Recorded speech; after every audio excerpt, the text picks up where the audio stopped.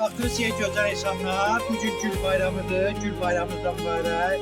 Həyatınız elə güllü çiçəkli olsun. Bak kiçik petunyalarımız geldi. Görsün ne güzel insan. Bak. Kaymak kadar yemək istəyir. Görsün çilli petunyalar bunlar. Ha bunlardan değiliz. Qiymət sadece 2 manatdır. Kim için meraklı olsa bana buyurup elde edebilirsiniz. Sayılarımız da çok. Yani sayılar narahat olsun. Heç bunlar değiliz. Asma qablarda yenə eyni qaydada da varmıdır. Otosforumlar var, bak görsün burada. Rəngdə də başqalar. Görsün kollar nə gözəllikləri.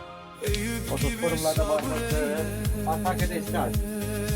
Mən 80 qəpik nə edəyəm də 80 qəpik odur. 1 manat papirə qablardır. Bu formada. Qərənfillər gəlir, bax. Bu formada papirlər, bu iri qablarda olan qərənfillərimiz var. 3 manat 50 qəpik. 2 manata da bunlardır.